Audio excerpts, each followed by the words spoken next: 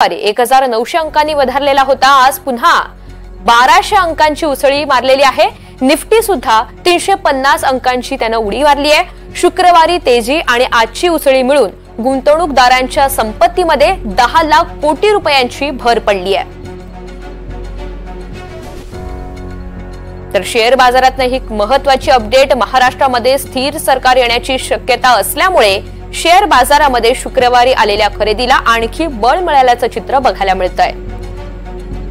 प्रतिनिधी निनाद झारे आपल्याला अधिकची माहिती देणार आहेत। निनाद, आपण पाहतोय आता एकीकडे ही बातमी समोर येताच महाराष्ट्रामध्ये स्थिर सरकार येण्याची शक्यता असतात शेअर बाजारात आता आणखी बळ मिळाल्याचं बघायला मिळतंय। एकंदरीत काय अपडेट्स?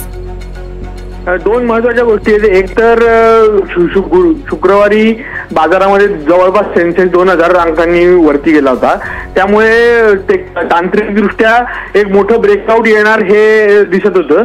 त्याचबरोबर शनिवारी महाराष्ट्रामध्ये स्थिर सरकार येणार हे निश्चित झाल्यानंतर आता बाजारामध्ये आज पुन्हा एकदा खरेदीचं वातावरण आहे। पहिली गोष्ट म्हणजे महाराष्ट्र इतकं महत्त्वाचं का, तर महाराष्ट्र हे देशातलं सर्वात प्रगत आणि औद्योगिक आर्थिकदृष्ट्या प्रगत राज्य आहे। दुसरं महत्त्वाचं, देशाच्या जीडीपी मध्ये जवळपास 10% पेक्षा जास्त कॉन्ट्रीब्युशन महाराष्ट्राकडून होतं। अशा राज्यामध्ये जेव्हा स्थिर सरकार येतं तेव्हा त्या राज्याबरोबर देशाची सुद्धा अर्थव्यवस्था स्थिर होण्याचा जो पुढचा मार्ग आहे तो सुकर होत असतो।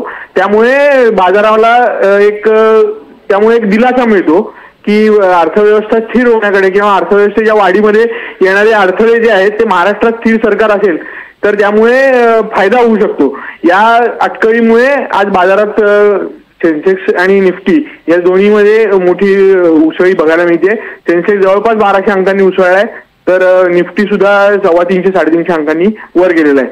बाजारामध्ये विशेषतः या आधीच्या आठवड्यामध्ये अदानी समूहाचे जे शेअर्स पडलेले होते त्या शेअर्स मध्ये आज मोठ्या प्रमाणात, आज आणि शुक्रवारी अशी दोन्ही मिळून मोठ्या प्रमाणात खरेदी बघायला मिळते। अदानी समूहाच्या एका कंपनीवरती आरोप होते, त्या व्यतिरिक्त ज्या सगळ्या कंपन्या आहेत त्या सगळ्या कंपन्यांमध्ये आज दमदार खरेदी बघायला मिळते।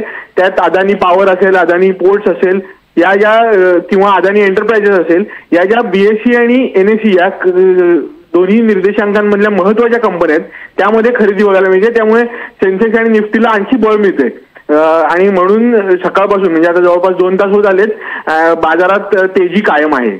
निश्चित, त्यामुळे राजकीय घडामोडींचा परिणाम पाहता दुसरीकडे अदानी समूहाच्या बहुतांश कंपन्यांमध्ये शेअर्सची जोरदार खरेदी करण्यात आली असं चित्र आपल्याला बघायला मिळते। निनाद, धन्यवाद सविस्तर माहितीबद्दल।